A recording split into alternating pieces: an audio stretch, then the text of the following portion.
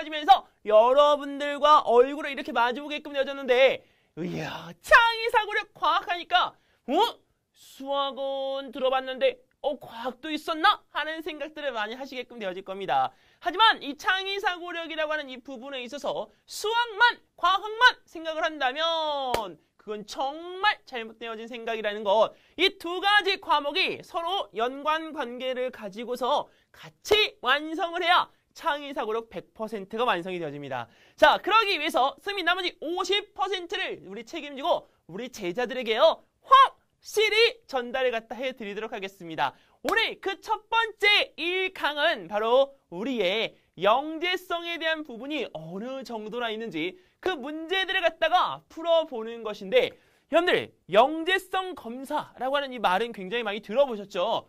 선생님 영재성 검사가 학교 시험처럼 풀어보는 거예요? 이렇게 이야기를 하는 우리 제자들도 있고, 또 어떤 영재성 검사를 보게끔 되어지는지 궁금해서 선생님의 게시판에 글을 남겨주시는 부모님들도 계십니다. 근데 이 영재성 검사라고 하는 것은요, 그냥 지식적인 측면만을 갖다가 원하는 것이 아니라 우리 제자들이 가지고 있는 지식을 발전시키고 응용시킬 수 있는 문제들로 질문을 하게끔 되어집니다. 그래서 오늘 1번부터 14번까지 선생님과 함께 하는데 시간은 조금 걸리겠지만 이런 문제가 출제가 되어진다라고 하는 것을 우리 제자들이 확실히 알았으면 좋겠습니다.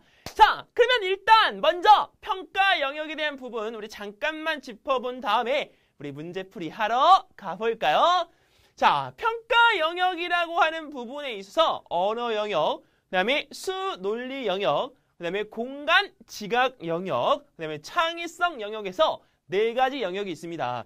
그런데 여기는 이 부분에서 우리가 어떤 부분을 갖다 측정하고자 하는지 한번 이야기를 해보면, 언어 영역은 말 잘하는 것, 근데 말을 잘하는 것보다도요, 여러분들 어울리는 어휘 수준은, 즉 단어를 선택을 해서 이야기하고 답을 표현하는 것이 우리 얼마나 중요한지 측정하는 부분입니다.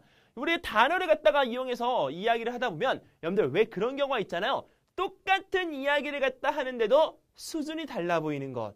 그것을 측정하는 영역이 바로 언어 영역이다. 그만큼 고급 단어를 갖다가 우리 많이 알고 있고 또 시기적절하게 쓸 수 있는 단어들을 많이 알고 있다라고 한다면 당연히 언어 영역에서 높은 점수를 받을 수 있습니다. 다음 두 번째, 수, 논리 영역. 정말 우리 제자들이 수학이라고 하는 부분을 잘하는 제자들은 이 수, 논리 영역에 거의 만점에 가까운 점수를 받을 수 있을 거다라고 생각을 하는데 절대 오산입니다. 이 수, 논리 영역은요, 여러분들 정답을 갖다가 찾는 것은 똑같지만 그 정답을 찾는 방법에 있어서 독창적이면 독창적일수록 더 훨씬 높은 점수를 받습니다. 즉 A라고 하는 풀이 방식은 누구나 다 할 수 있는 거예요. 근데 B는 조금 어려운 제자들이 어렵게 푸는 제자들이 풀 수 있는 방법. 근데 C는 어느 누구도 몰라.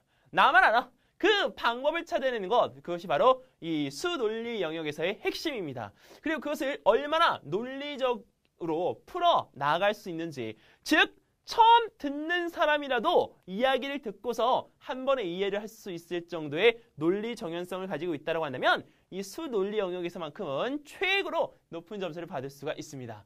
자, 그 다음에 또 세 번째, 공간, 지각 영역입니다. 왜 자동차를 이용해서 우리 주차를 할 때 공간 능력이 있다 없다 이런 말들을 많이 하잖아요. 근데 공간 능력이 있으면 정말 좌우, 앞뒤에 대한 부분을 쉽게 인지를 해서 이 자동차의 주차 등을 쉽게 할 수가 있습니다. 근데 공간 지각 능력이 조금 부족한 경우에는요, 쿵쿵쿵 차가 망가지죠. 자, 근데 이런 부분에 있어서 그것을 우리가 자동차로는 여러분들에게 테스트할 수가 없기 때문에 이 부분에 대한 것을 그림과 사물로 대체를 해서 그 부분에 대한 정확성을 물어보는 문제들도 여러분들과 함께 보고 있습니다. 근데 이 문제에서 우리 제자들이 제일로 힘들어하는 건요, 그것들을 그려보는 것 잘 못해요.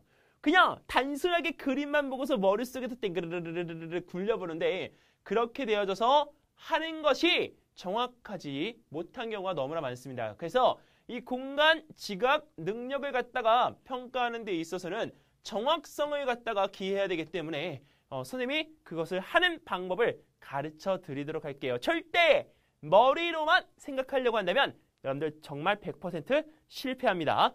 네, 네 번째, 창의성 영역.